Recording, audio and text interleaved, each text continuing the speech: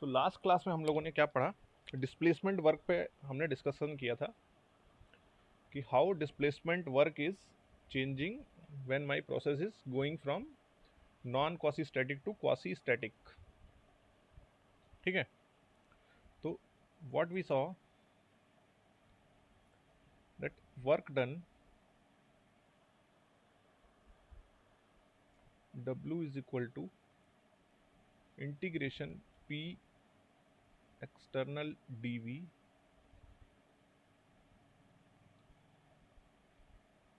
ठीक है, and for quasi static process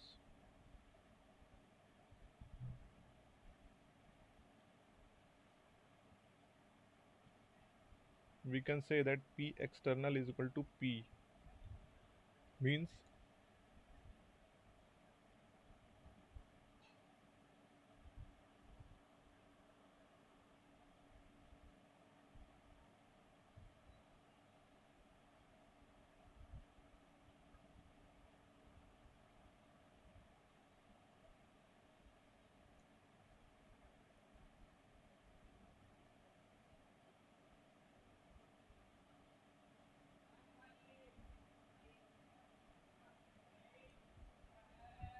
ठीक है, यहाँ से कोई एक्सटर्नल प्रेशर लग रहा है पिस्टन के ऊपर,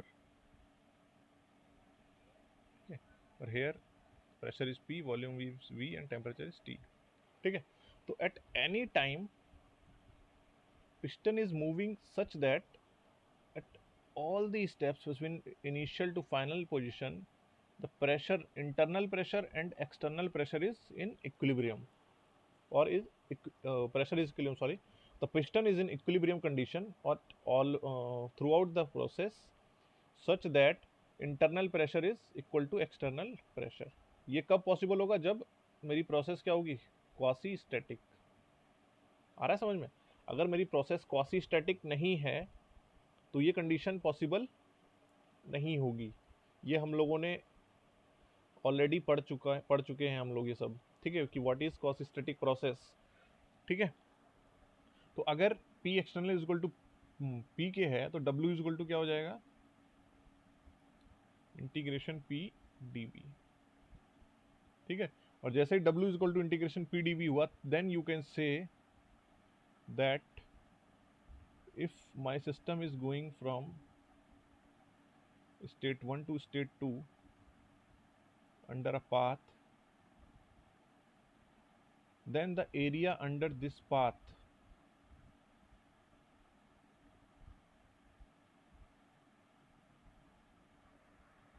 okay, this area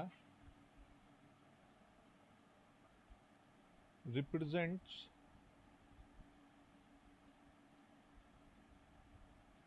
work done by system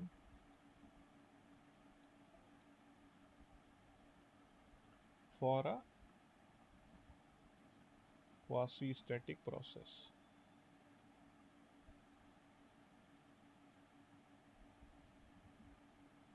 ठीक है, तो अगर मैं बोल रहा हूं कि वर्क डन, मैं सिंपल पूछूंगा वेदर वर्क डन इज और work done for a close system is equal to area under the curve on PV diagram when projected on volume axis, whether this statement is correct or not।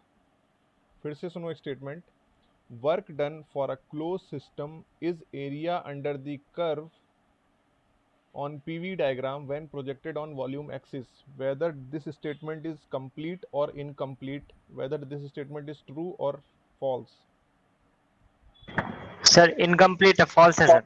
हाँ ठीक है, this statement is incomplete और we can say this statement is false until or unless I am not saying for a quasi static process। आ रहा है समझ में? तो किसी भी प्रोसेस के लिए ये area under the curve zero नहीं हो जाएगा, इक्वल टू वर्क नहीं हो जाएगा। जब तक क्वासी स्टैटिक प्रोसेस नहीं होगी वो, तब तक area under the curve work done के इक्वल नहीं होगा। ये हमने लास्ट लेक्चर में एक एक इंडिविजुअल प्रोसेस को और नॉन क्वासिस्टेटिक प्रोसेस को कंटिन्यूसली धीरे धीरे क्वासिस्टेटिक प्रोसेस में कंप्लीट कन्वर्ट करके देखा था हमने कि वर्क डन कंटिन्यूसली इंक्रीज करता जा रहा था, और फाइनली जब हमने प्रोसेस को फुली क्वासिस्टेटिक कर दिया था तब work done area under the curve हो गया था। ठीक है, चलिए फिर यहां तक कोई दिक्कत नहीं, अब हम आगे बढ़ते हैं। We have to find out displacement work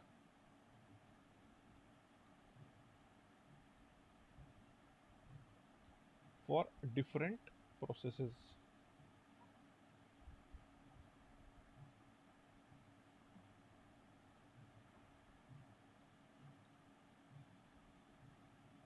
ठीक है, first one is constant volume. ठीक है, constant volume we know W is equal to integration P external into dV, but we know that for constant volume dV will be 0 because volume is constant, so W is equal to 0। Okay, यहाँ पर assumption क्या जरूरत है मुझे, सिर्फ एक assumption की requirement है, दैट इज क्लोज्ड सिस्टम।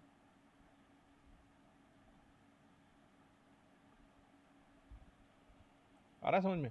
अगर क्लोज सिस्टम नहीं होगा तो मैं ये फॉर्मूला अप्लाई कर नहीं सकता,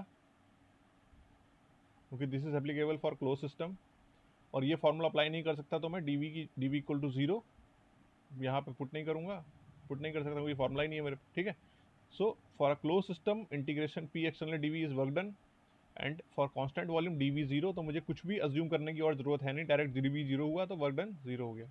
ठीक है, so for constant volume and close system work displacement work is 0। Keep that in mind. क्यों? क्योंकि वॉल्यूम चेंज ही नहीं हो रहा, there is no displacement that is taking place. Okay, second one is constant pressure process.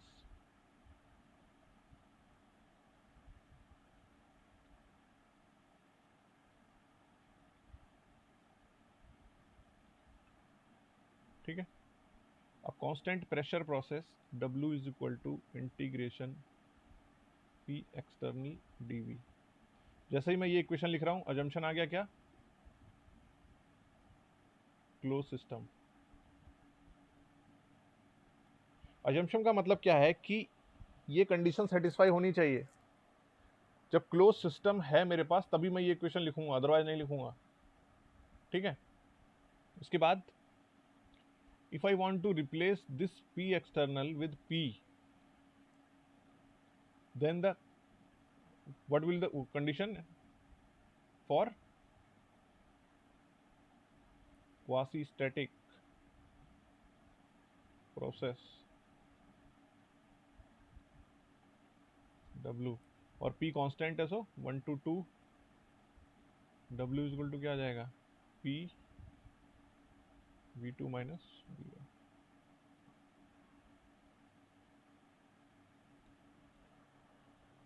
समझ में आ रहा है?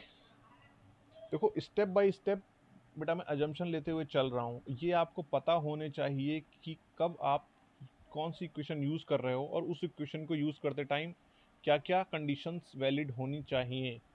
जैसे ही आप pressure work done equal to for constant pressure process ये फॉर्मूला यूज कर रहे हो, इसका मतलब ये है कि ये दो कंडीशन वैलिड हैं, तभी आप ये यूज कर रहे हो, अदरवाइज नहीं कर सकते। ठीक है, oh shit. Next is third one, isothermal process. ठीक है, what do you mean by isothermal process? Isothermal means temperature is equal to constant. Temperature remains constant in case of isothermal process. Okay. So again we know W is equal to integration P external dV. Condition closed system. Then integration P dV. I am changing P external with P. So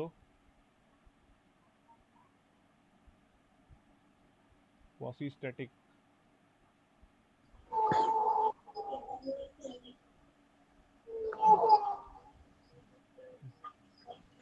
okay, mike off करो, mike off करो, इसका भी mike open है, mike off करो। ठीक है, then we know that for an ideal gas equation क्या होती है? पीवी इज इक्वल टू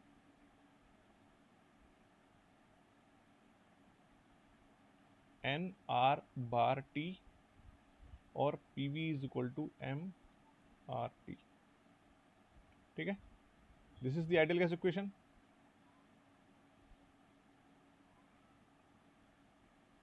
ठीक है, तो यहां पे अब टेम्परेचर कांस्टेंट है। if the temperature is constant, we know for a particular gas R is constant, we know for a closed system M is constant.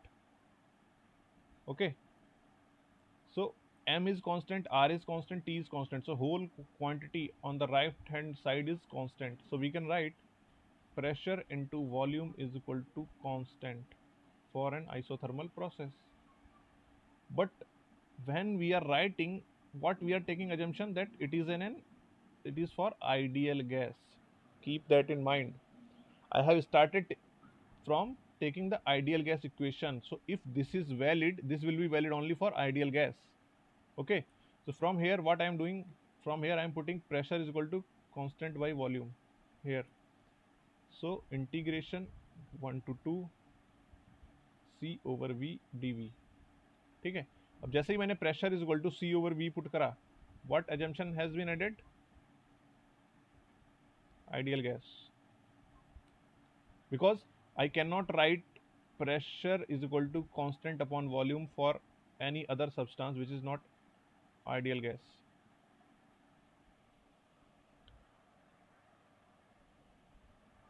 Okay,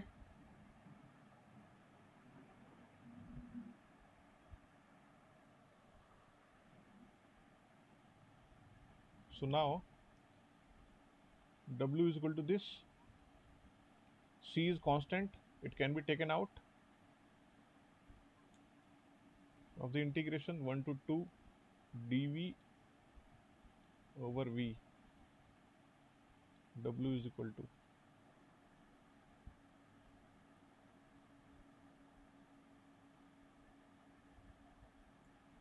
so integration dV over V, what is the integration of 1 upon V? C Sir, log V. ln V 1 to 2. So you can write C ln V2 by V1. Okay, now for C we can write 2 3 terms. Check here, we know that PV is equal to constant, so I can write for state 1 P1 V1 is equal to constant, and also I can write for at state 2 P2 V2 is also constant. Okay, similarly from ideal gas equation P1 V1 is equal to mR T1. Similarly P2 V2 I can write mR T2. Okay, so these all 4 conditions can be put in place of C. Okay, so then work done in isothermal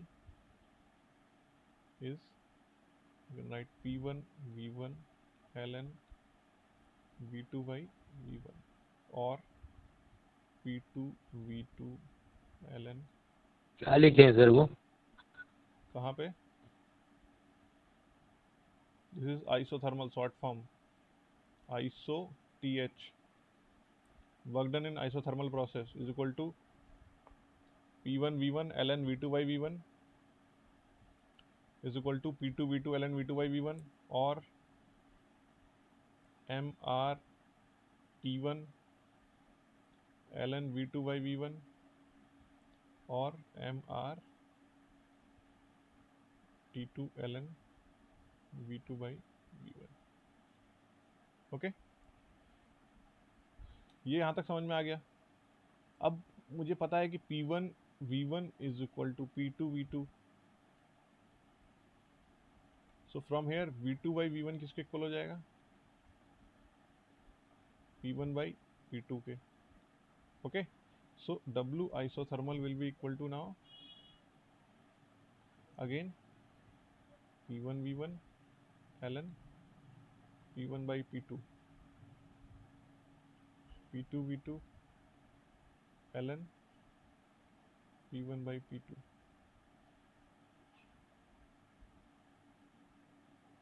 MR T2 sorry T1 ln P1 by P2 and MR T2 ln P1 by okay. कोई confusion है यहाँ तक? No sir. Okay, no sir. ठीक है, simple integration है, कोई ज़्यादा बड़ी बात नहीं है। Next process is adiabatic.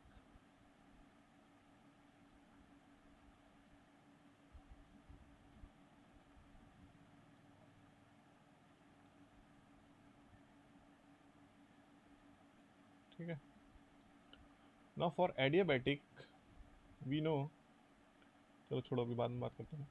First same वही work done is equal to P dV closed system, then I am changing with internal pressure that is possible for quasi-static। ठीक है, अब एडियाबैटिक प्रोसेस के लिए we know that for adiabatic process PV की power gamma is equal to constant. Okay, that we know, but this PV की power gamma is equal to constant is also valid for ideal gas. when you take or when you simplify or conclude the derivation for how we achieve the PV की power gamma is equal to constant for an adiabatic process, there we take an assumption which includes the ideal gas equation। okay, so if I am taking PV की power gamma is equal to constant, that means I am assuming it is an ideal gas। so from here I can write pressure is equal to constant upon V की power gamma। so I can change the pressure with constant upon V की power gamma। so what will be the W? W is equal to integration C over V की gamma dV। अब जैसे ही मैंने ये लिखा, what will be the assumption that will add? Ideal gas। okay, so now what we have to do, we have to just integrate C over V की power gamma with respect to volume, that's it।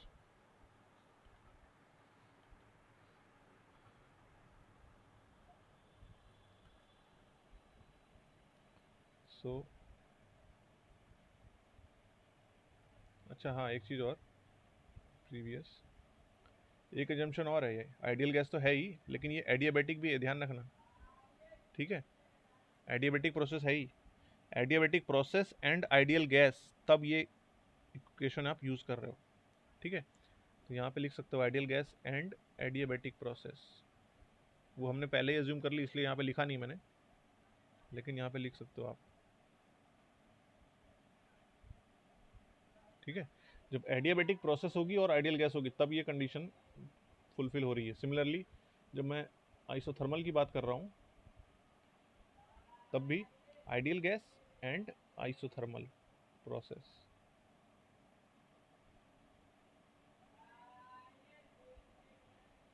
ठीक है, ऐसा नहीं है कि ideal gas किसी भी process में होगी ये कंडीशन वैलिड हो जाएगी, नहीं, ये कंडीशन बस वैलिड होगी कब? जब आइडियल गैस है और आइसोथर्मल प्रोसेस है। ठीक है, so now we will integrate, we have W constant C we will take outside dv over v की power gamma 1 to 2. So what will be v की power gamma minus gamma plus 1 over minus gamma plus 1 1 to 2. Okay, so from here c what will come, v2 1 minus gamma minus v1 1 minus gamma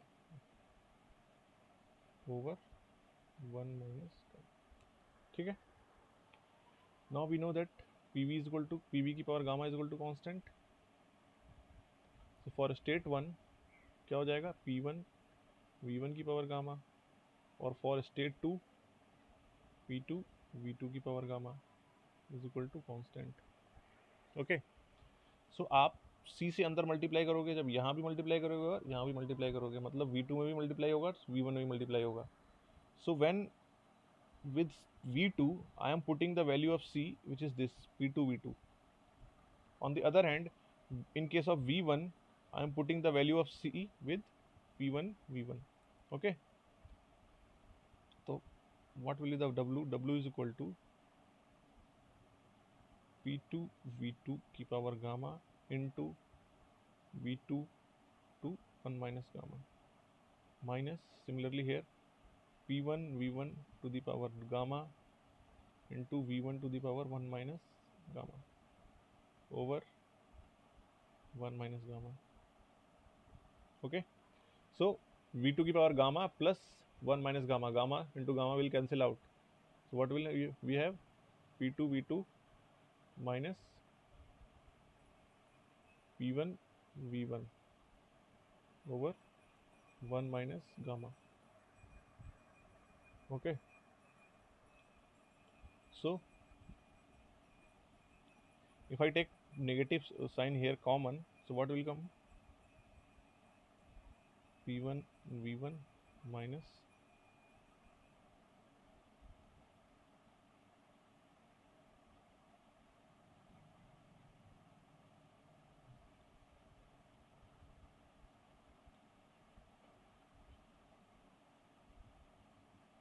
this is the work done for an adiabatic process. Okay,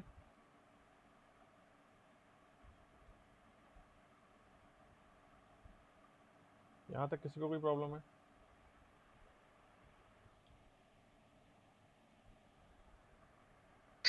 sir इस formula का 3 condition हुआ, assumption हुआ ना sir, एक adiabatic, फिर isothermal और quasi static होना चाहिए. आइसोथर्मल इसी में कैसे हो जाएगा? नहीं सर, सॉरी, आइसोथर्मल नहीं, एडियाबेटिक और आइडियल गैस और क्वासी स्टैटिक. क्लोज सिस्टम भी तो है. क्लोज सिस्टम भी है, विदाउट क्लोज सिस्टम अप्लाई नहीं मतलब कर सकते ना. 4 हो जाएगा सर. हाँ 4 हो जाएगा. ठीक सर. ठीक है, then after that next one is polytropic process.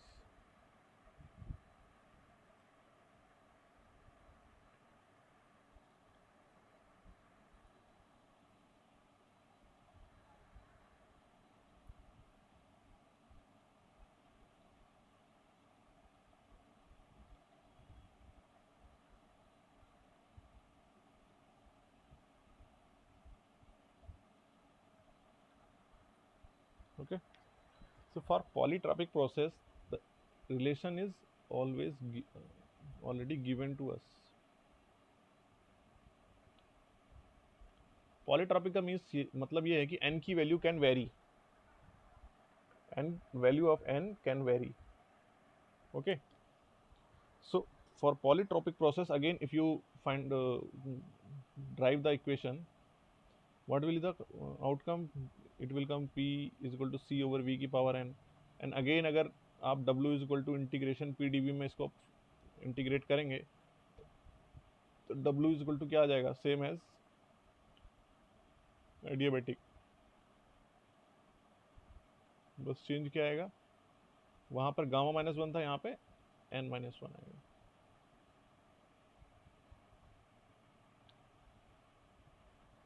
Okay, अब यहाँ पे क्या क्या जंक्शन वैलिड होंगे, पहला तो जैसे ही आपने वो p external into d v apply किया तो क्लोज सिस्टम, ठीक है। Second one is quasi static,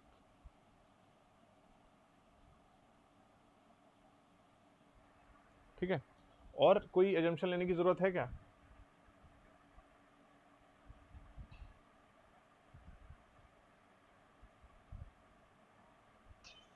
no sir, क्योंकि n का वैल्यू तो वेरिएबल है, वो तो कुछ भी हो सकता है। हाँ ठीक है, n की वैल्यू वेरिएबल भी है, और मैं अपनी तरफ से ड्राइव या कंक्लूड नहीं कर रहा हूँ किसी एजम्पशन को लेके। जैसे अभी तक जो भी हो रहा था, जो हमने आइसोथर्मल में किया और एडियाबैटिक में किया, तो मैंने खुद ये कंक्लूड किया, मैंने आइडियल गैस इक्वेशन ली और थ्योरेटिकली इसको कंक्लूड किया ड्राइव करके कि PV is equal to constant होना चाहिए फॉर आइसोथर्मल। आ रहा है समझ में? सिमिलरली जब हम पीवी की पावर गामा को ड्राइव करेंगे, तब भी हम थ्योरेटिकली इसको ड्राइव करेंगे for an ideal gas. But when we are talking about polytropic process, this relation is already given to us. We are not finding it through our any theoretical derivation or any conclusion. Okay, so that's why there is no need to give any other assumption like ideal gas or something else. ठीक है? So this is the work transfer for different displacement work transfer for different process. Here n is called polytropic index.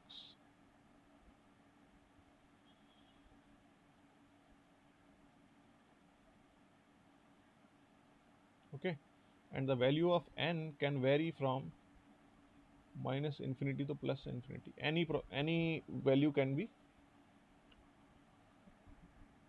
achieved. Okay, n can have any value from minus infinity to plus infinity. But for general processes,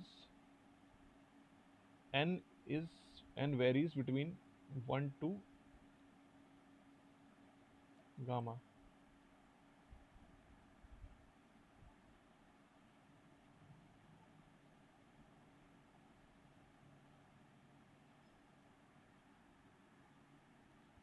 Or natural processes.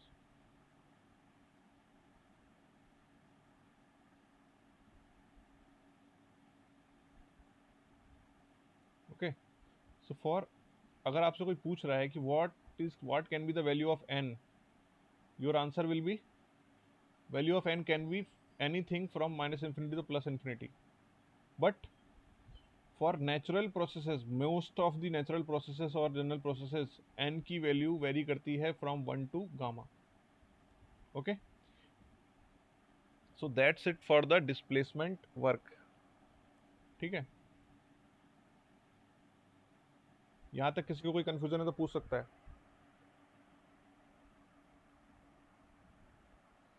Sanjeev Kumar, आपकी screen present हो रही है यहाँ पे।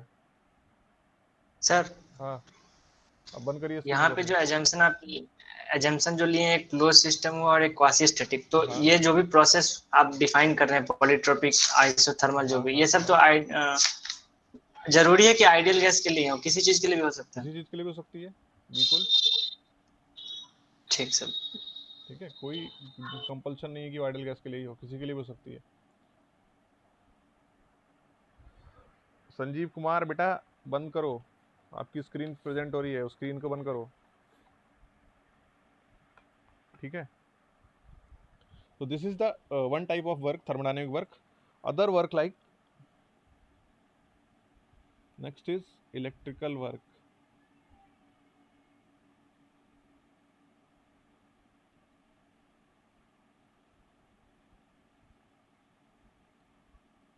Sir आपका screen नहीं दिख रहा है सर।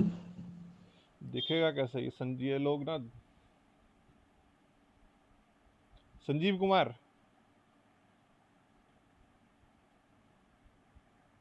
ऐसे नहीं मानेंगे ये लोग, मुझे लग रहा है।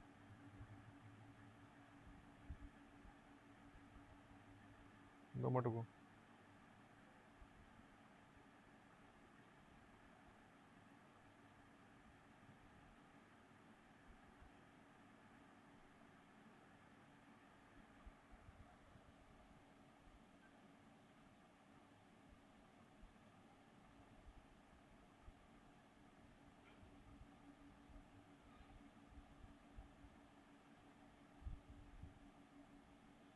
ठीक है.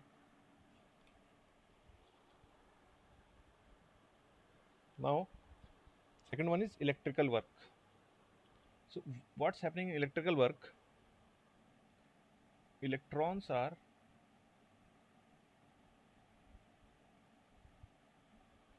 crossing the boundary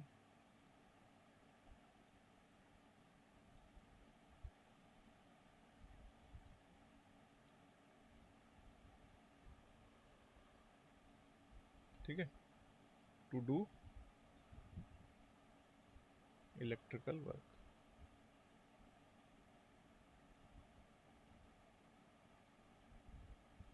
On the system. ठीक है. किस फोर्स के अंदर होते हैं? Under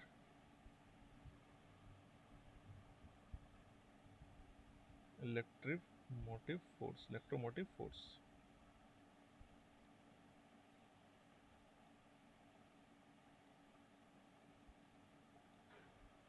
Okay, so let us consider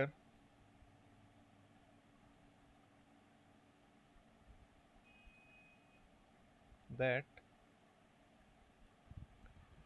dq coulomb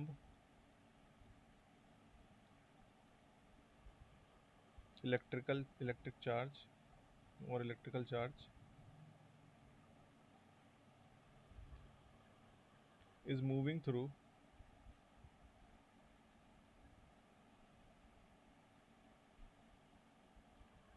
potential difference V.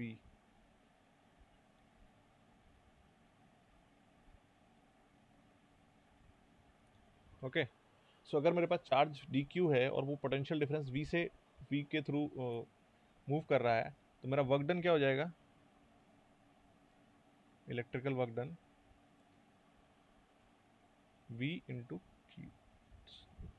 ठीक है, और dq वी कैन राइट, देखो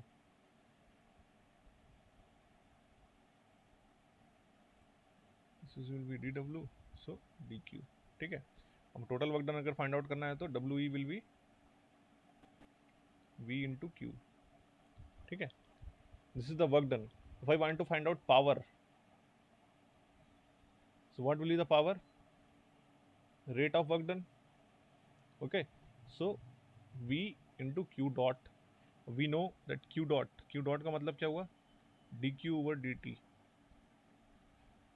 Okay, dq over dt किसके इक्वल होता है? करंट के I. So we can write it v into I. Okay, so this is the power vi.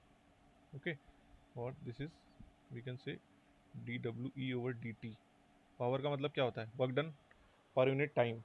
ठीक है, सो यहाँ से अगर आप फिर से वर्क डन फाइंड आउट करना चाहते हो for a particular time span, we can find out we is equal to integration 1 to t2 v into I dt.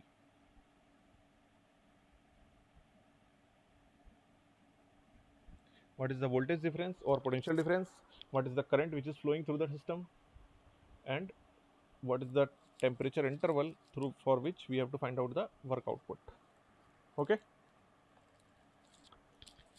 then second is next one is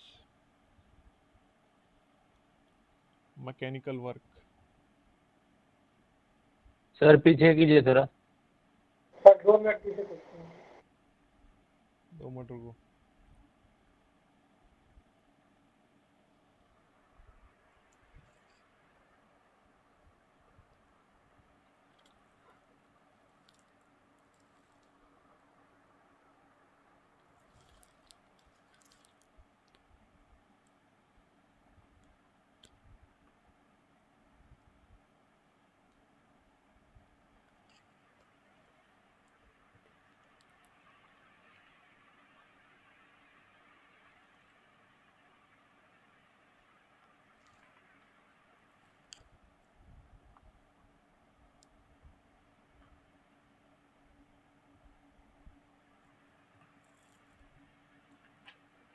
हो गया, आगे बढ़े. Yes. ओके,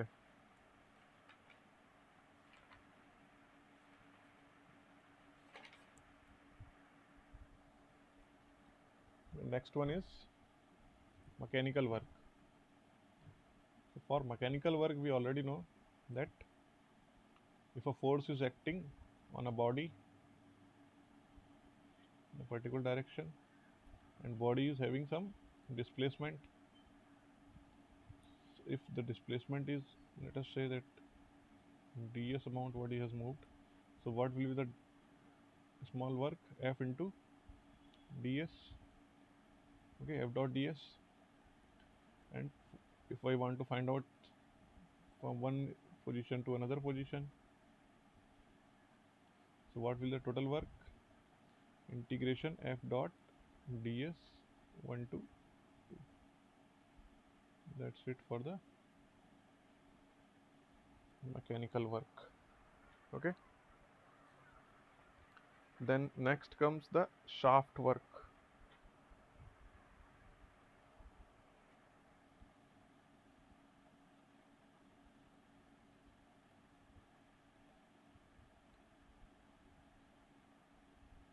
शाफ्ट वर्क का मतलब क्या है कि जैसे हमने जब हम थर्मोडायनेमिक वर्क डिफाइन कर रहे थे तो हमने डिफाइन किया था कि मान लो कोई ये मोटर है, ठीक है, और उससे कोई शाफ्ट कनेक्टेड है, अब मोटर से कनेक्टेड तो shaft will be rotating. Okay, so if the shaft is rotating, let us say that it is rotating with a torque T. Okay, so what will be the work done? And the shaft has rotated for a d theta angular displacement. So dw will be t into d theta. Okay, देखो जब linear motion होता है तो हम force कैसे निकालते हैं? F dot D S. Okay, but जब रोटेशनल मोशन के लिए हम क्या करते हैं? फोर्स की जगह फोर्स चेंज होता है किससे? टॉर्क से. एंड लीनियर डिस्प्लेसमेंट चेंज होता है एंगुलर डिस्प्लेसमेंट से. ठीक है, so angular displacement is theta, और in this time the small displacement is D theta and the torque is T. So work done is dw is equal to t into d theta. Okay, if I want to find out power, so what will be the dw is equal to dot a. ठीक है, dw dot is equal to t into d theta over dt. Okay, and d theta over dt is equal to angular speed, power, sorry, okay, omega. So we can say that power is equal to torque into omega, and omega we know, we can replace it 2 pi into n. Okay, where n is rotation per second. Okay, or if we have given the rpm, then we can write 2 pi into capital N over 60. So power we can write 2 pi nt over 60, where capital N is rotation per minute. Okay, ये capital N क्या है? RPM है, also called RPM, rotation पर minute. ठीक है, सो RPM को अगर rotation पर मिनट है, मुझे इसको रोटेशन पर सेकंड में चेंज करना है, तो मैंने क्या किया? एन को डिवाइड किया किससे? 60 से. सो ये capital N by 60 is equal to क्या है? Small n. ठीक है, रोटेशन पर सेकंड, तो वही पुट किया है वहाँ पे वैल्यू. ठीक है, so power is 2 pi n t over 60. ठीक है, तो this is the shaft work. Next is spring work.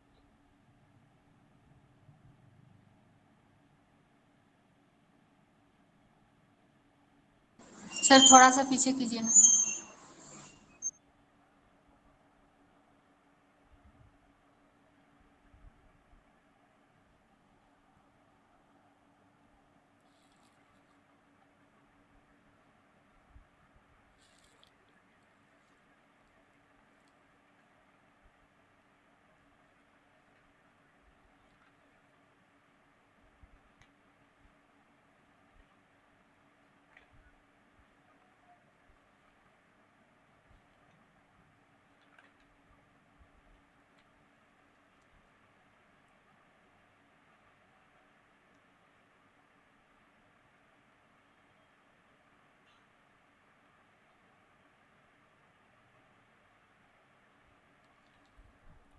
ठीक है, चलें आगे।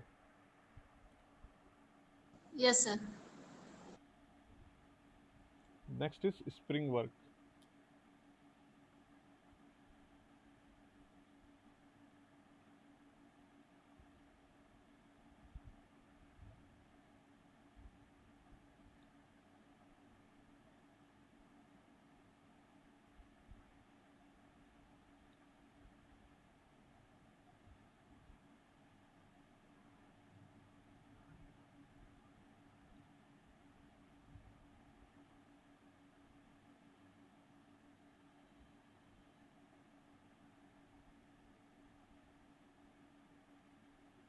ठीक है, अब मेरे पास कोई स्प्रिंग है, मान लो एक एंड उसका फिक्स है।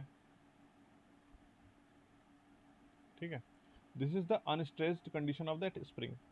अब मैंने क्या किया, एक कोई फोर्स F लगाया इस स्प्रिंग पे। ठीक है, जैसे ही मैं फोर्स F अप्लाई करूंगा इस स्प्रिंग पे, तो क्या होगा, स्प्रिंग की स्ट्रेच होगी।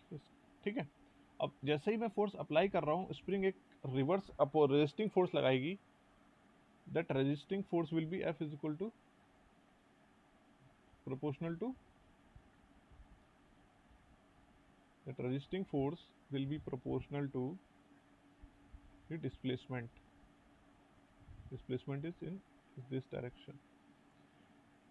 Okay, जो भी आप एक्सटेंशन कर रहे हैं उस स्प्रिंग में, उसके डायरेक्टली प्रोपोर्शनल होगा। ठीक है, when we remove the proportionality sign, or we can say proportional to negative of extension, मतलब जिस डायरेक्शन में मैं x को इंक्रीज कर रहा हूँ, फोर्स उसके अपोजिट डायरेक्शन में लग रहा होगा। मतलब मैं एक्सटेंड इसको राइट साइड में कर रहा हूँ, तो जो रजिस्टिंग फोर्स है वो किधर लग रहा होगा, लेफ्ट साइड में लग रहा होगा। ठीक है, that's why negative sign. So this restriction force will be minus kx, where k is spring constant. ठीक है, now for a particular stand we have taken that the displacement which spring has got is dx. So work done dw will be F resisting into dx. Okay, resisting is k into x into dx. If I want to find out the initial from initial position to final position, what will the work done? So w total is equal to integration 1 to 2 minus kx dx. K is spring constant, that is constant, so minus k integration 1 to 2 x into dx. So from here you can find out minus k x2 square minus x1 square over 2. Okay, or if you multiply with negative sign, you can say k x1 square minus x2 square by 2. Okay, this is the work done. ठीक है, and x is the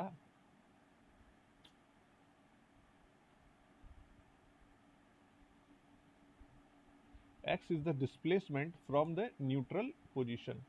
Okay, so अगर मैं neutral position से displacement है, तो जब मैं position 1 की बात कर रहा हूं, तो x1 क्या हो गया, 0, एंड x2 क्या हो जाएगा, ये वैल्यू यहां से यहां तक। आ रहा है समझ में?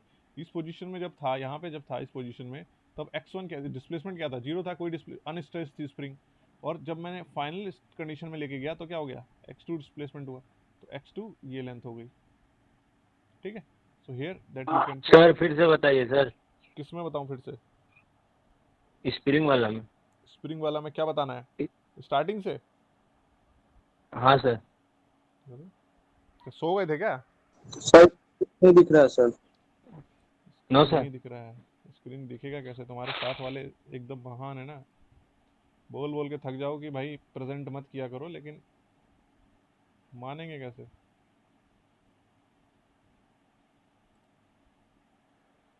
ठीक है, देखो मैंने बोला स्प्रिंग, मान लिया कि एक ये मेरे पास स्प्रिंग है। ठीक है, अभी जो ऊपर फर्स्ट कंडीशन बनाई है ऊपर वाली, वो अनस्ट्रेच्ड है, मतलब उसको फोर्स नहीं लग रहा है, वो खींचा नहीं जा रहा है उसको। ठीक है, न्यूट्रल कंडीशन में हो।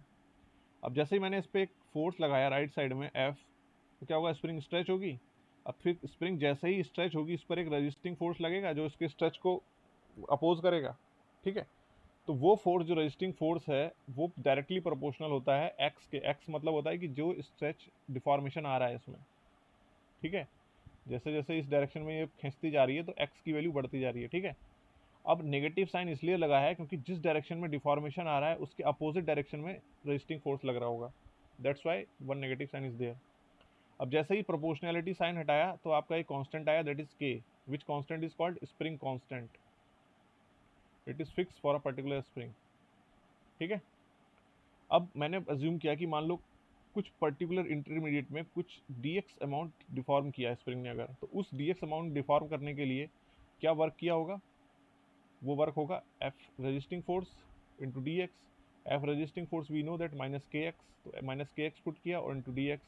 अब ये तो सिर्फ स्मॉल एलिमेंट के लिए था डी एक्स डिफॉर्मेशन के लिए, अगर ये पूरे डिफॉर्मेशन के लिए चाहिए मुझे 1 से 2, तो अब क्या होगा, integration 1 to 2 minus k x into d x. जब के कॉमन हो गया, सॉरी कांस्टेंट है तो बाहर बचा क्या, 1 to 2 x into d x. इसका इंटीग्रेशन करा के x two square minus x one square upon 2, minus sine से मल्टीप्लाई किया के x one square minus x two square by 2। so this is the work done for spring, ठीक है।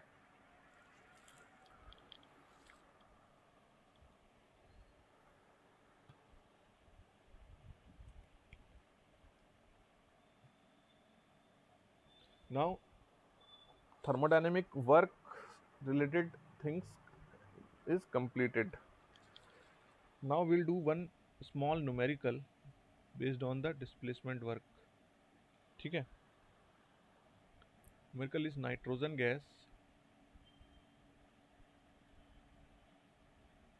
for which m is 28 is enclosed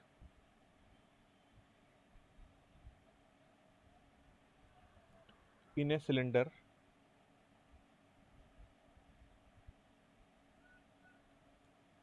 जब तक question लिख रहा हूँ आप लोग कैलकुलेटर लेके बैठ सकते हैं। In a cylinder by a piston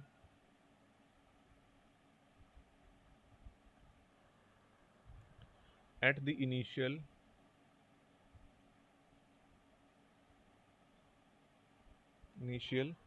condition of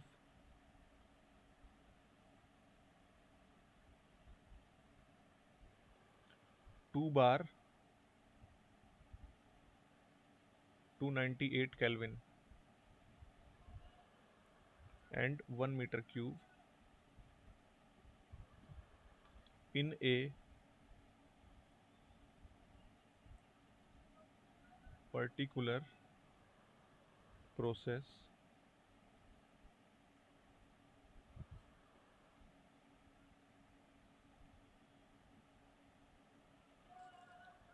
gas slowly expands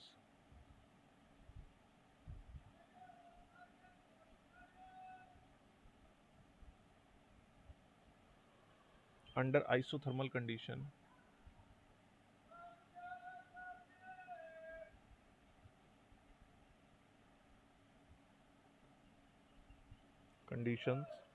until volume becomes 2 meter cube. Find out work interaction.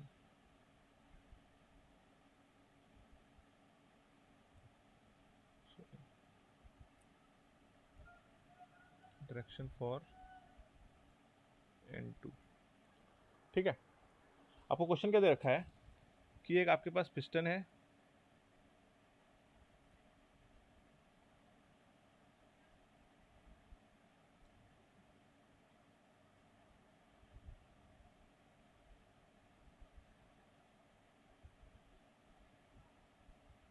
ठीक है। इस पिस्टन में आपकी इनिशियल कंडीशन है कुछ pressure, volume, temperature P1 V1 T1, ठीक है। अब पिस्टन क्या हो रहा है, in a particular process gas slowly expands, expand हो रही है मतलब पिस्टन बाहर जाएगा, बाहर जाएगा।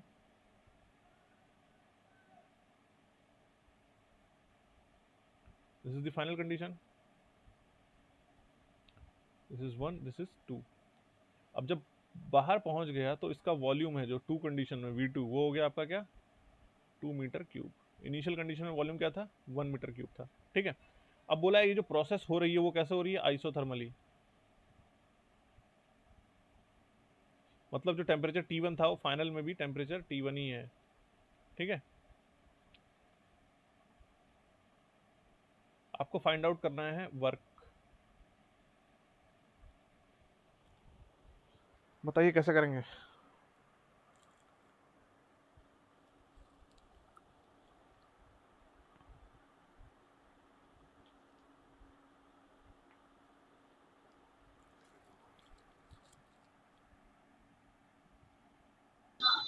सर इसका वर्क डन हो जाएगा P1 V1 ln V2 by V1 से निकल जाएगा।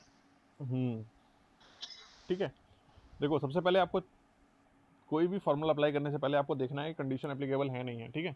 सबसे पहले देख लो, देखो पिस्टन है, सिलेंडर है, क्लोज सिस्टम है, आ रहा है समझ में।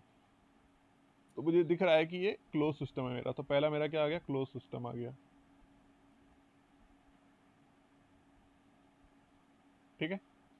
अब क्लोज सिस्टम बोल दिया, उसके बाद वर्क डन क्या हो जाएगा क्लोज सिस्टम के लिए इंटीग्रेशन एक्सटर्नल डीवी, ठीक है। अब वेरी स्लोली बोल रहा है वो, गैस स्लोली एक्सपेंड्स का मतलब उसने बोल दिया कि क्या है वो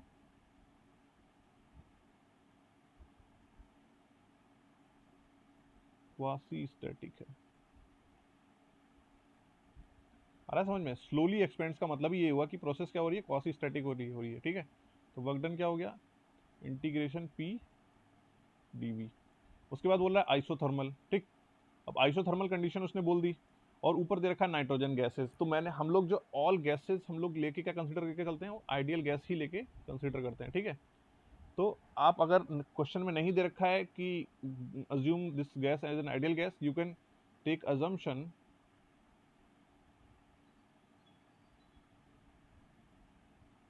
और वहां पे लिख सकते हो टेकिंग और considering nitrogen gas as an ideal gas, ठीक है। अब जैसे ही आपकी सारी कंडीशन फुलफिल हो गई, देखो आइसोथर्मल क्वेश्चन में बोल रखा है वो है ही फुलफिल, आइडियल गैस आपने कंसीडर कर लिया इसको, क्वासी स्टैटिक है, क्लोज सिस्टम है, तो वर्क डन क्या हो जाएगा आइसोथर्मल के लिए P1 V1 ln V2 by P1, ठीक है। प्रेशर P1 कितना है 1 बार, सॉरी 2 बार, तो 2 इंटू 10⁵ पास्कल, ठीक है। वॉल्यूम V1 कितना है 1 मीटर क्यूब, ln V2 हो गया 2, V1 हो गया 1, ठीक है। तो this is work done and it will come around 138.6 whether it should be positive और नेगेटिव, क्या होना चाहिए वर्क डन।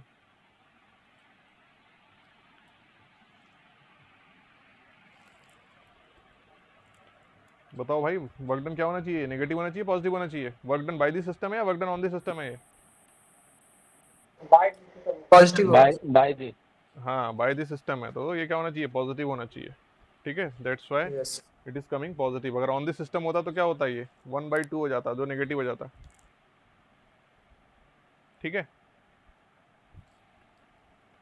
चलिए फिर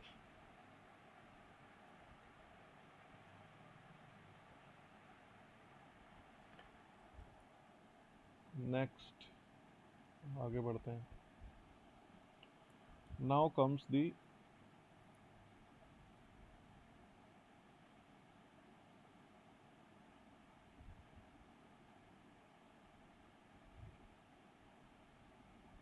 एक क्वेश्चन और कराइए सर। अरे बबुआ वो हम पे छोड़ दो, तुम क्वेश्चन कितने कराने हैं टेंशन मत लो, ठीक है। क्वेश्चन इतने कराए जाएंगे कि तुम थक जाओगे, ठीक है। लेकिन कुछ पहले पढ़ तो लिया जाए, इतना कि उस क्वेश्चन को तुम टैकल कर पाओ, ठीक है। तो क्वेश्चन की चिंता मत करो, पीके नाक तुम्हें ही सॉल्व करनी है पूरी, ठीक है, और इसी सेमेस्टर में सॉल्व होगी। सो लेकिन हम पहले कुछ लेवल तक पहुंच जाएं, ठीक है। जीरोथ लॉ खत्म कर लेते हैं, उसके बाद हमने वर्क डन में खत्म कर लिया है, फिर थोड़ा बहुत एनर्जी से रिलेटेड पढ़ लो। तो क्या है कि आप फिर टेम्परेचर से लेके वर्क और हीट इंटरेक्शन तक के वो क्वेश्चन आप सॉल्व कर सकते हैं, ठीक है। अभी क्या होगा कि वर्क के क्वेश्चन सॉल्व करोगे, वर्क के क्वेश्चन में फर्स्ट लॉ का एप्लीकेशन आएगा, तो वो फर्स्ट लॉ का एप्लीकेशन आप सॉल्व फिर अटक जाओगे, ठीक है। तो मैं जो क्वेश्चन कराता हूँ वो कराते रहेंगे, थोड़ा सा बढ़ जाए तब हम लोग पीके नाक स्टार्ट करेंगे, ठीक है। सारे अनसॉल्व। जीरोथ लॉ क्या कहता है, आपको सबको पता है। According to zeroth law, if two bodies are in thermal equilibrium individually with a third body, okay. अगर कोई दो बॉडी है मेरे पास, ए एंड बी, एंड दोनों बॉडी ए और बी किसी तीसरी बॉडी सी के साथ थर्मल इक्विलिब्रियम में है, मतलब ए सी के साथ थर्मल इक्विलिब्रियम में है एंड बी सी के साथ थर्मल इक्विलिब्रियम में है, तो क्या है, ए और बी भी थर्मल इक्विलिब्रियम में होंगे। This is what second zeroth law states, okay. So we can say it states that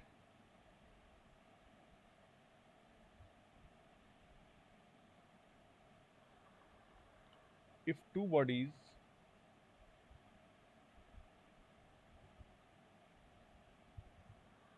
are in thermal equilibrium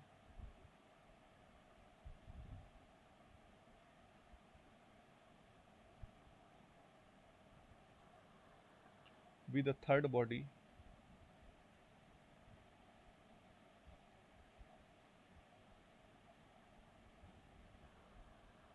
then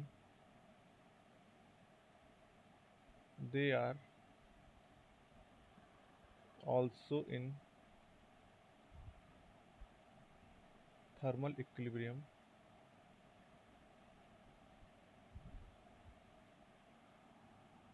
with each other,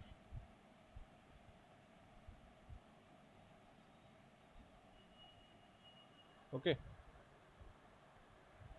मतलब if I am having a body A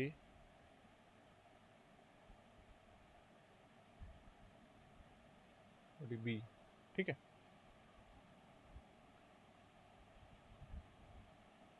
and there is another body C,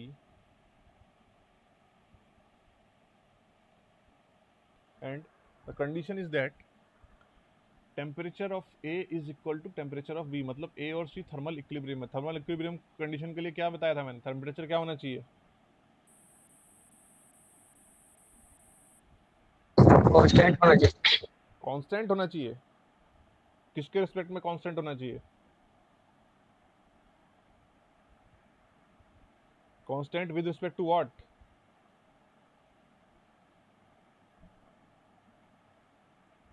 place of position, हाँ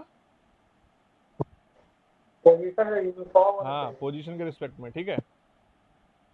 मतलब अगर दो body thermal equilibrium में है ना, दोनों body की पोजीशन के रिस्पेक्ट, मतलब इस बॉडी के में भी और इस बॉडी में भी, दोनों में टेम्परेचर क्या होना चाहिए, सेम होना चाहिए, ठीक है। तो these two are thermal equilibrium, so temperature will be same. These two also individually in thermal equilibrium, so temperature will be same. So zeroth law says that if these two bodies are in thermal equilibrium with another third body, then these two body will also be in thermal equilibrium, मतलब इन दोनों का temperature भी same होगा। This is a common sense, that's why it is also called common sense law,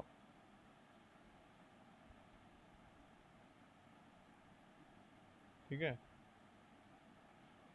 simple है, किसी से ही बोलोगे ये समझ में आ रहा है कि हाँ यार, अगर ये दोनों टेम्परेचर सेम है, इन दोनों का टेम्परेचर सेम है, तो ऑब्वियसली बात है इन दोनों का भी टेम्परेचर सेम होगा, ठीक है। But this principle gives a very good concept which is temperature measurement.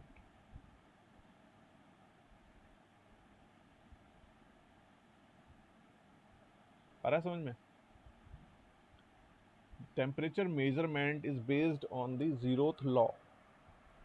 Here that third body, it behaves as thermometer.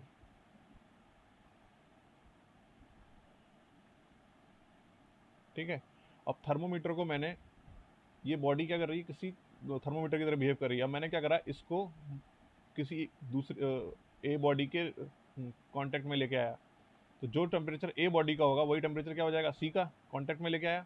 अब मुझे किसी और बॉडी को चेक करना है कि इसका टेम्परेचर उतना है या नहीं है, तो मैं क्या करूंगा, सी को फिर से कांटेक्ट में लेके आऊंगा, किसके, बी के। अगर सी और बी के बीच में कोई हीट ट्रांसफर हो रहा है, इसका मतलब क्या है, बी का टेम्परेचर सी के ए के इक्वल नहीं था। आ रहा है समझ में? अब वो हीट ट्रांसफर हो रहा है, ये कैसे पता चलेगा, जैसे ही हीट ट्रांसफर होगा दोनों बॉडी में से दोनों बॉडी का टेम्परेचर चेंज होगा। अब टेम्परेचर जैसे ही चेंज होगा, कुछ ना कुछ प्रॉपर्टी टेम्परेचर के रिस्पेक्ट में बॉडी में चेंज होगी, या तो कलर हो, डेंसिटी हो, रेजिस्टिविटी हो, थर्मल कंडक्टिविटी हो, कोई भी चीज़ हो, कुछ ना कुछ प्रॉपर्टी बॉडी की चेंज होगी जैसे ही उसका टेम्परेचर चेंज होगा। तो by measuring that property we can find out whether the temperature is changing और नॉट। ठीक है, और वो प्रॉपर्टी कहलाती है थर्मोमेट्रिक प्रॉपर्टी। जिस प्रॉपर्टी के बेसिस पे we are finding out whether temperature is changing और नॉट, that property is called thermometric property. ठीक है, तो दो पॉइंट मेनली हैं। We can say that in zeroth law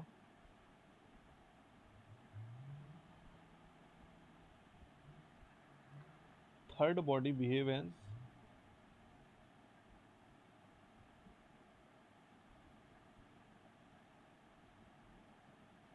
thermometer.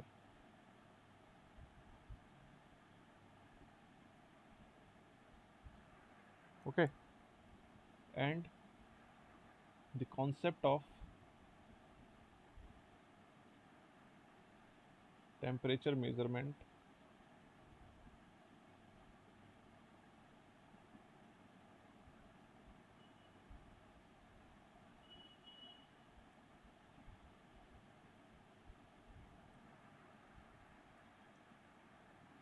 is derived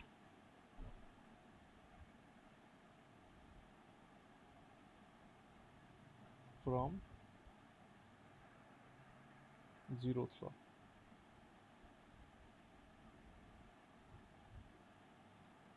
ठीक है, यहां तक किसी को कोई डाउट है? You can say that if TA is equal to TC and TB is equal to TC, then TA will also be equal to TC. Sorry, TA will also be equal to TB.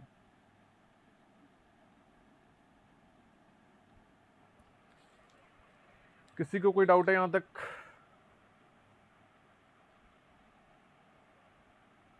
No sir. Okay, चलिए फिर आगे बढ़ते हैं।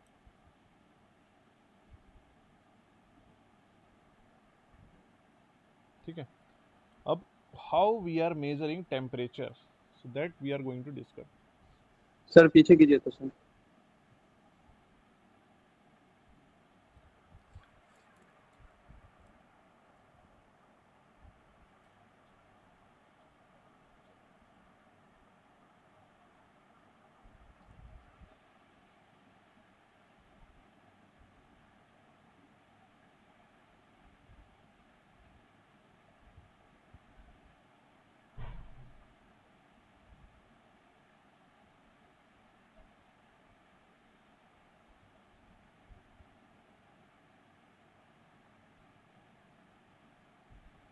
हो गया sir. Okay,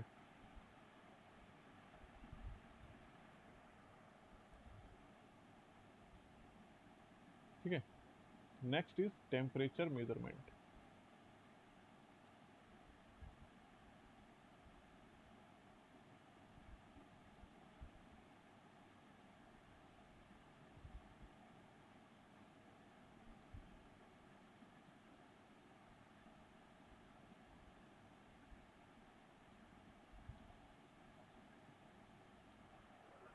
कैसे मुझे temperature measurement करना है, ठीक है।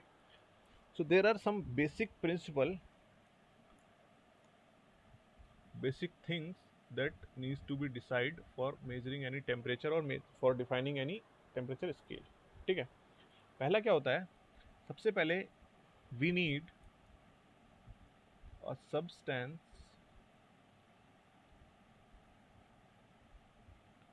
or object, ठीक है। For example, we used to take mercury in thermometer, okay, that is a substance. We used to take some metal, okay, for the measurement of the resistance, ठीक है।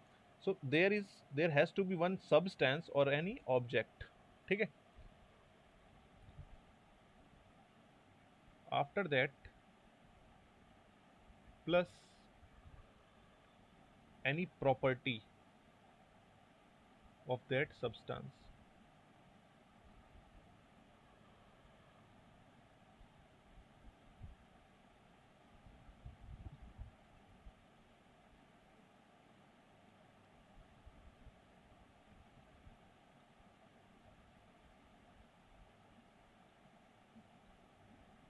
any property of the substance which changes with respect to temperature, ठीक है। पहले मैंने एक substance लिया, उस substance के बाद मैंने एक प्रॉपर्टी कंसीडर करी उस सब्सटेंस की जो टेम्परेचर के साथ चेंज हो रही है। आ रहा है समझ में? उस प्रॉपर्टी को बोलते हैं हम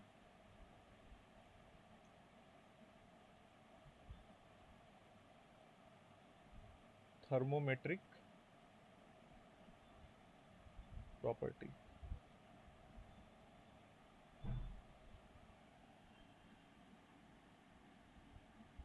okay. For example, volume, resistance, ठीक है, प्रेशर, वोल्टेज और ईएमएफ, ठीक है। These are the different quantities which changes with respect to temperature. That's why it is called thermometric property. अब ये दो चीज मिल गई, then we have to define next step is to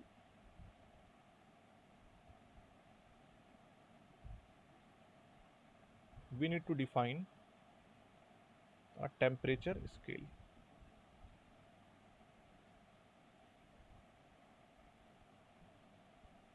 ठीक है। उसके बाद हम लोगों को एक टेम्परेचर स्केल डिफाइन करना है कि इस स्केल के बेसिस पे हम लोग टेम्परेचर मेजरमेंट करेंगे। जैसे कि number of scale, temperature scale आप जानते हैं अभी जो डिफाइन ऑलरेडी हो रखे हैं, जैसे degree Celsius, degree Fahrenheit, Kelvin temperature scale, ठीक है, रैंकाइन टेम्परेचर स्केल, ठीक। These are the different temperature scale which are in present, ठीक है, already present. So what we are doing? So first of all, we are considering a substance or object. Then we are taking any property of that substance or object which is changing with respect to temperature. After that, we are defining a temperature scale, and to that temperature scale, we assign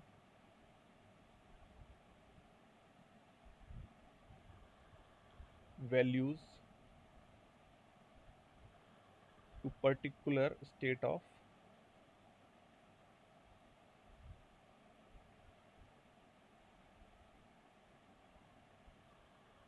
matter and called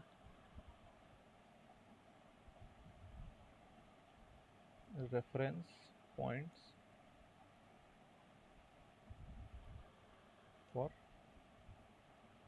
temperature scale. ठीक है, क्या मतलब हुआ, जैसे ही मैंने temperature scale define किया, ठीक है, अब उस टेम्परेचर स्केल के लिए मैं रेफरेंस कुछ वैल्यूज डिफाइन करूंगा, ठीक है, कि पर्टिकुलर स्टेट, इस स्टेट में अगर मेरा मैटर एग्जिस्ट कर रहा होगा तो उस टेम्परेचर की वैल्यू ये होगी। आ रहा है समझ में? जैसे कि जब मैं डिग्री सेल्सियस स्केल की बात करता हूं तो मैं ये बोलता हूं कि जो आइस पॉइंट है, ice point means the temperature or the condition at which water in liquid plus solid phase coexisting at atmospheric pressure। आ रहा है समझ में? ये आइस पॉइंट होता है। मतलब क्या हुआ, अगर आपके पास वाटर आइस फॉर्म में और लिक्विड फॉर्म में एक ही जगह पे है, मतलब आपने ग्लास लिया, ग्लास में आइस रखी, ठीक है, और आइस धीरे धीरे मेल्ट होकर वाटर में कन्वर्ट हो गई, ठीक, तो आपके पास क्या है, पूरी कन्वर्ट नहीं हुई, कुछ पार्ट आइस का कन्वर्ट हो गया वाटर में, ठीक, तो आपके पास ग्लास में क्या है, आइस भी है और वाटर भी है। तो आइस इन सॉलिड फॉर्म है, सॉलिड फेज है, और वाटर इन लिक्विड फेज है, ठीक, दोनों एक साथ एग्जिस्ट कर रहे हैं। तो वो जो टेम्परेचर होगा उस गिलास में, वो क्या होगा, आइस पॉइंट टेम्परेचर होगा, ठीक, और उस टेम्परेचर को डिग्री सेल्सियस स्केल में वैल्यू दे दी गई 0 डिग्री सेल्सियस। ध्यान से समझना, 0 डिग्री सेल्सियस वैल्यू दे दी गई है, ऐसा कंपल्शन नहीं है कि 0 ही डिग्री सेल्सियस वैल्यू होती है। आ रहा है समझ में? ये किसी ने डिसाइड नहीं किया कि ये वैल्यू क्या होती है। Nobody is deciding this. We know that the temperature which we will create when we have both water in liquid or in solid form coexisting, that temperature value we will say that it is 0 degree Celsius। आ रहा समझ में? किसी को कोई confusion है?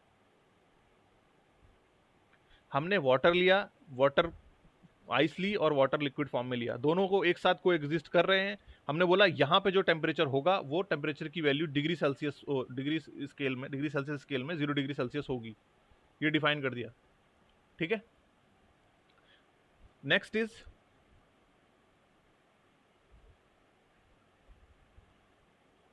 Steam point, ठीक है। Steam point क्या वो पॉइंट हुआ, वाटर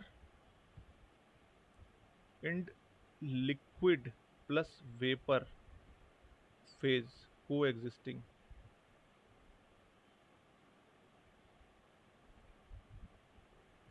एट एटमॉस्फेरिक प्रेशर, ठीक है। तो अगर वाटर, लिक्विड और वेपर फेज में एक साथ एग्जिस्ट कर रहे हैं एटमॉस्फेरिक प्रेशर पे, ठीक है, that point is called steam point. और उस स्टीम पॉइंट की वैल्यू को मैंने डिफाइन कर दिया एज 100 डिग्री सेल्सियस। मैंने डिफाइन नहीं किया, सेंटीग्रेड जिसने स्केल बनाया उसने डिफाइन किया, ठीक है। उसने ये बोल दिया कि अगर मेरे पास वाटर है, वो आइस और लिक्विड फॉर्म में कोएग्जिस्ट कर रहा है, वहां पे जो टेम्परेचर मेंटेन होगा वो मेरा 0 डिग्री सेल्सियस हो गया, ठीक है। सिमिलरली अगर मेरे पास वाटर है, वो वेपर फॉर्म और लिक्विड फॉर्म दोनों में एक जगह एग्जिस्ट कर रहा है, एक साथ एग्जिस्ट कर रहा है, वहां पे जो टेम्परेचर मेंटेन होगा वो मेरा क्या हो गया, 100 डिग्री सेल्सियस हो गया। ये डिफाइन कर दिया उसने। आ रहा है समझ में? उसका मन होता तो 0 की जगह 50 रख सकता था, और उसका डिपेंड करता तो आर्बिट्रेरी 100 की जगह क्या रख सकता, 500 भी रख सकता था, ठीक है। These temperature values given to the points are completely arbitrary। समझ रहे हो क्या बोल रहा हूँ मैं? completely arbitrary का मतलब जिसका जो मन हुआ उसने वो रख दिया है, जिसको जो ठीक लगा। मन हुआ का मतलब ये नहीं, उसने सोचा थोड़ा बहुत, अच्छा ठीक है ये रखना सही रहेगा, बस वो उसके अपने अकॉर्डिंग, अपने लॉजिक के अकॉर्डिंग उसने पुट किया है। कोई यूनिवर्सल लॉजिक नहीं है कि हाँ ये रूल था इसलिए उसने 0 यहाँ 0 रखा वहाँ 100 रखा। No, there is no such rule. These temperature scales are completely arbitrary, ठीक। बट जो रेफरेंस पॉइंट हैं वो यूनिवर्सल हैं। मतलब आइस पॉइंट पे जो टेम्परेचर जो आप फील करोगे वो किसी भी स्केल में हो, आप वैसा ही टेम्परेचर फील करोगे। आ रहा है समझे क्या बोल रहा हूं मैं? सिमिलरली स्टीम पॉइंट है, स्टीम पॉइंट हमेशा स्टीम पॉइंट ही रहेगा, मतलब आप फील अगर टेम्परेचर को करोगे फिजिकली तो वो वही रहेगा जो आप किसी भी टेम्परेचर स्केल में फील करो। बस हर टेम्परेचर स्केल में वैल्यूज को अलग अलग डिफाइन कर दिया गया है। जैसे कि अभी मैं डिग्री सेल्सियस बता रहा हूँ, अगर यही मैं आपको बताऊं कि डिग्री फ़ारेनहाइट में क्या है, तो फ़ारेनहाइट डिग्री फ़ारेनहाइट में आइस पॉइंट को 32 डिग्री फ़ारेनहाइट बोलते हैं और स्टीम को बोलते हैं 212 डिग्री फ़ारेनहाइट। आ रहा है समझ में? तो अगर मैं बोलूँ भाई कि 32 डिग्री फ़ारेनहाइट, उसका मतलब ये नहीं होगा कि आपको जो टेम्परेचर आइस पॉइंट का हो गया वो चेंज हो गया, नहीं। टेम्परेचर जो आप फील कर रहे होगे, अगर मैं आपका हाथ रख दूं आइस पॉइंट टेम्परेचर पे, तो आपकी फीलिंग 0 डिग्री सेल्सियस बोलूँ मैं उसको या फिर 32 डिग्री फ़ारेनहाइट बोलूँ, दोनों के लिए सेम ही होगी, क्योंकि जो टेम्परेचर की फिजिकल कंडीशन है वो चेंज नहीं हो रही है। Changing, what is changing is the value you have assigned to that physical condition. In case of degree Celsius, you have assigned 0 degree Celsius. In case of Fahrenheit, you have assigned 32 degree Fahrenheit. आ रहा समझ में? यहाँ तक किसी को कोई doubt है? कोई भी प्रॉब्लम? No sir. ओके, ठीक है। ये मिल गया हमें, रेफरेंस पॉइंट हमने डिसाइड कर दिए स्केल के बाद, ठीक। अब एक लास्ट चीज बचती है, that is interpolation scheme.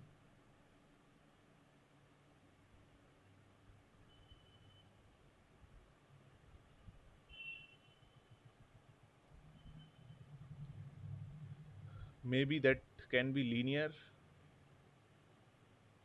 that can be quadratic, cubic,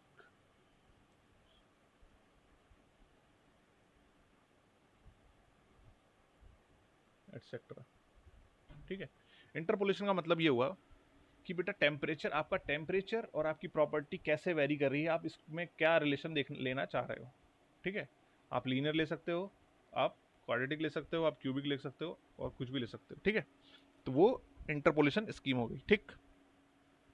so these 5 steps, 5 और 4, 5, 1 2 3 4 and 5, these all 5 steps are necessary to define or to have any thermometer or to क्या कहते हैं,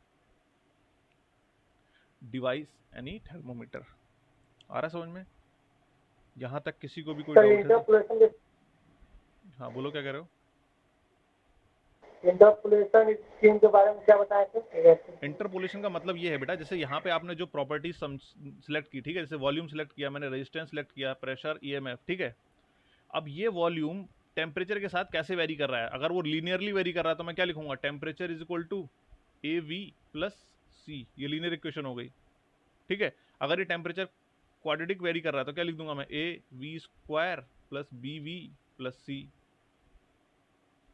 आ रहा है समझ में?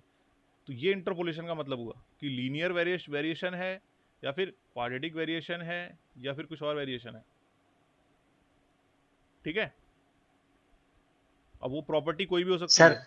हाँ, ये वेरिएशन किसके रिस्पेक्ट में यहाँ पे मतलब बात हो रहा है? किसके रिस्पेक्ट में मतलब? टेम्परेचर और प्रॉपर्टी के जो रिस्पेक्ट में। जैसे मतलब जैसे देखो, जैसे जैसे अच्छा, जो भी प्रॉपर्टी प्रेशर वॉल्यूम हुआ हाँ, जो भी। जो भी प्रॉपर्टी उस टेम्परेचर स्केल में थर्मोमीटर में होगी, जैसे आप जो जब डॉक्टर के यहाँ जाते थे तो आपके जो अभी आजकल तो डिजिटल आ रहा है, लेकिन जो पहले डॉक्टर के यहाँ जाते थे तो वो थर्मोमीटर देता था, उसके अंदर क्या भरा होता, मरकरी भरा होता था, ठीक है।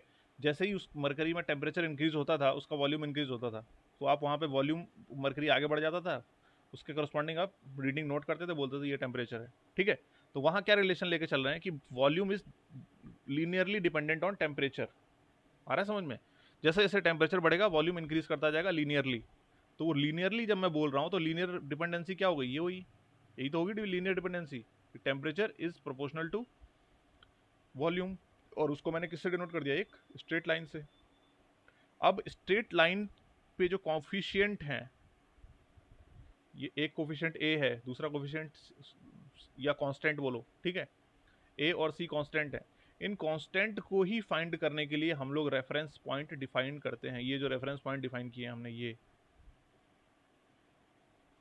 आ रहा है समझ में कि 0 डिग्री सेल्सियस मेरा ये पॉइंट है, तो मैंने टेम्परेचर 0 हो गया, और जब मैंने यहाँ इस टेम्परेचर पे वैल्यू जो चेक करी उसकी वॉल्यूम की जो आ रही थी वो यहाँ पुट कर दी, एक इक्वेशन मिल गई आपको ए और सी के टर्म्स में। Similarly steam point 100 degree Celsius कर दिया, तो मैंने यहाँ 100 टी की जगह 100 पुट करा, और स्टीम पॉइंट पे मैंने थर्मोमीटर को रखा, जो वैल्यू वी आ रही थी वो यहाँ पुट कर दी, तो फिर से ए और सी में इक्वेशन मिल गई। तो दो इक्वेशन मिल गई आपकी, दो अननोन है, आप ए और सी की वैल्यू को फाइंड आउट कर सकते हैं। तो आपको क्या मिल जाएगा, एक टेम्परेचर और वॉल्यूम में एक रिलेशन मिल जाएगा। बस आप वॉल्यूम की वैल्यू पुट करते जाइए, टेम्परेचर की वैल्यू फाइंड आउट होती जाएगी। यही तरीका है बस किसी भी थर्मोमीटर को डिज़ाइन करने का। कोई कंफ्यूजन है यहाँ तक? No sir. चलिए, बढ़िया है।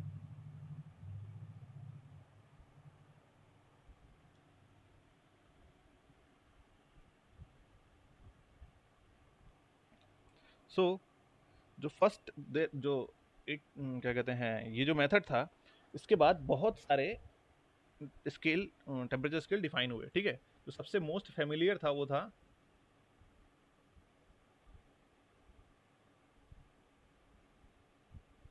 Most familiar was degree Celsius. ठीक है, डिग्री सेल्सियस स्केल में सब्सटेंस था वो क्या था, मरकरी था।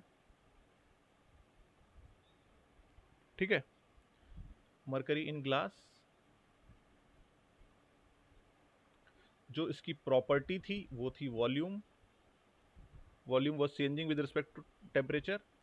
आफ्टर दैट जो स्केल आया वो डिग्री सेल्सियस हो गया।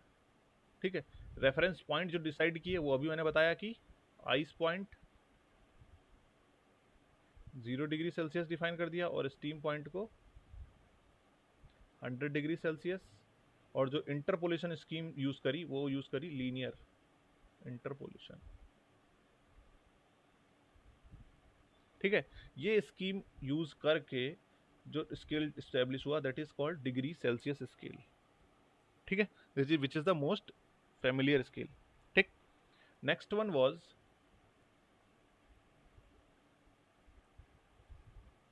Degree Fahrenheit. ठीक है, जो बेसिकली यूएसए और जमैका वगैरह में यूज होता है। ठीक है,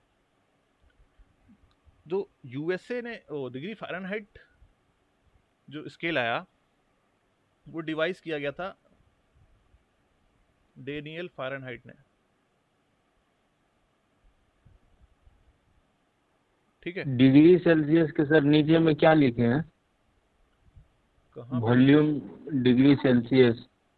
ice point 0 degree Celsius, stream point 100 degree Celsius.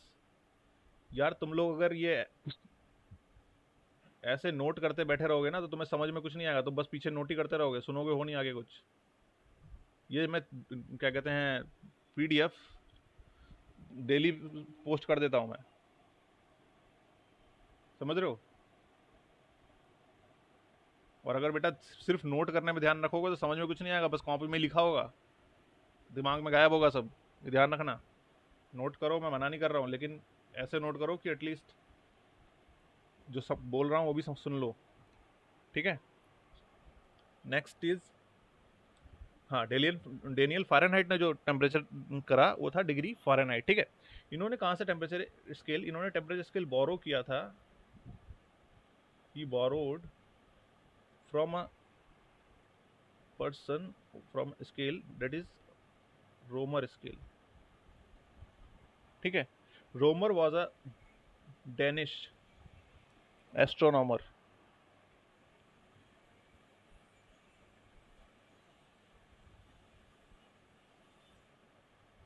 ठीक है, इसने स्केल डिवाइस किया था, और इसने क्या करा था कि आइस पॉइंट ऑफ वाटर वो डिफाइन किया था इसने 7.5 डिग्री रोमर। ठीक है, और दूसरा टेम्परेचर इसने स्टीम पॉइंट को रह छोड़ के लिया इसने ब्लड वार्म, और that temperature is defined as 22.5 और 22.5 डिग्री रोमर। ठीक है, इसके बाद ये टेम्परेचर डिफाइन करने के बाद उसने जो इंटरपोलेशन लिया था वो लीनियर इंटरपोलेशन।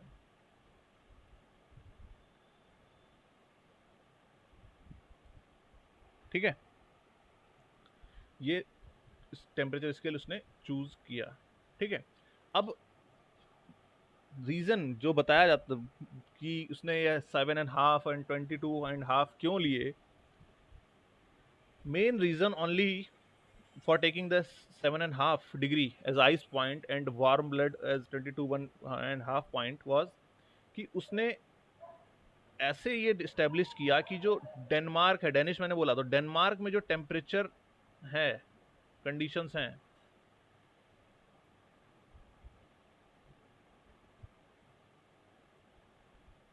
वो जब रोमर स्केल के में इवेल्युएट की जाए तो वो कभी भी नेगेटिव ना जाए। आ रहा है समझ में क्या बोल रहा हूं मैं? मतलब डेनमार्क में जो टेम्परेचर कंडीशंस इस्टेब्लिश हो रही हैं, जिस नीचे तक, जिस लेवल तक टेम्परेचर जा रहा है, लोएस्ट टेम्परेचर को भी मैं एक पॉजिटिव नंबर से डिनोट कर पाऊं, नेगेटिव में ना जाना पड़े, उसका ये मेन फोकस था। बस वो सिर्फ कहाँ का फोकस कर रहा था? डेनमार्क का। वहां पे जो टेम्परेचर उसने लोएस्ट टेम्परेचर है वो देखा, उस लोएस्ट टेम्परेचर के अकॉर्डिंग उसने वैल्यू सेट कर दी कि अगर मैं 0 सेट कर देता हूं तो मेरा 0 से नीचे जा रहा है टेम्परेचर वहां पे, तो क्या होगा, मुझे नेगेटिव में मेजर करना पड़ेगा। तो उसने क्या करा कि इतना ऊपर कर दिया टेम्परेचर कि मुझे नेगेटिव में मेजर टेम्परेचर ना करना पड़े, और उसको उन्होंने रेफरेंस पॉइंट डिसाइड कर दिया। आ रहा है समझ में? सो जिसको जो लग रहा है, जिसको जो अपना पॉइंट ऑफ व्यू था, उसके अकॉर्डिंग उसने टेम्परेचर रेफरेंस पॉइंट डिसाइड किए हैं। तभी मैं बोल रहा हूँ हर बार कि दीज टेम्परेचर पॉइंट्स आर और reference points are completely arbitrary, कोई लॉजिक नहीं है। लॉजिक मतलब उस पर्टिकुलर बंदे का लॉजिक हो सकता है कि जैसे यहाँ इसने बोल दिया कि डेनमार्क में जो टेम्परेचर है वो कंडीशंस ऐसे डिसाइड करूंगा मैं टेम्परेचर रेफरेंस पॉइंट कि डेनमार्क में की टेम्परेचर कंडीशंस कभी भी नेगेटिव में ना जाएं। मतलब जो लोएस्ट टेम्परेचर है उसको भी मैं पॉजिटिव वैल्यू से मेजर कर पाऊं। ठीक है, कोई कंफ्यूजन है?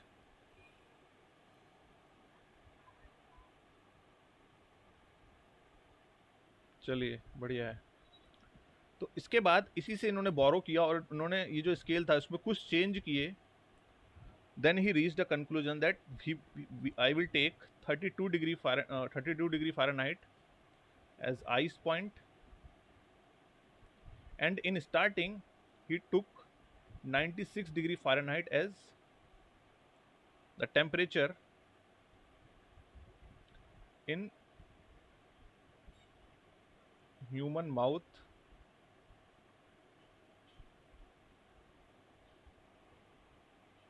in a good health, the human mouth of a living man.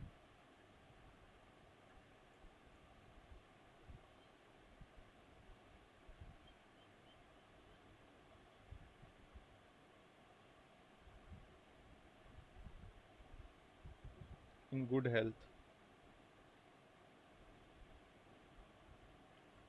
ठीक है, मतलब जो टेम्परेचर एक एक कोई लिविंग मैन है, ठीक है, पर्सन है, उसकी अगर वो उसकी हेल्थ ठीक है तो उसके मुंह में जो टेम्परेचर की कंडीशन है उसको उन्होंने वैल्यू दे दी 96 डिग्री फ़ारेनहाइट, जिसको हम अभी बोलते हैं बॉडी टेम्परेचर, जिसको बोल सकते हैं हम।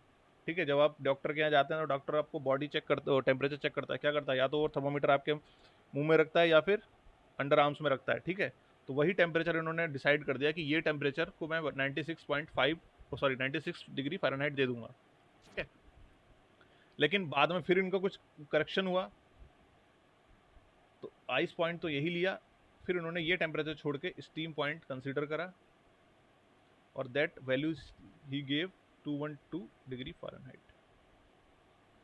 ठीक है, और जब ये वैल्यू उन्होंने दी तब इन्हें पता चला कि ये जो वैल्यू उन्होंने 96 डिग्री फ़ारेनहाइट ली थी, this was in actual case जो ह्यूमन बॉडी टेम्परेचर है दैट इज 98.7 डिग्री फ़ारेनहाइट। तो उन्होंने जो 96 डिग्री फ़ारेनहाइट वैल्यू ली थी वो गलत थी।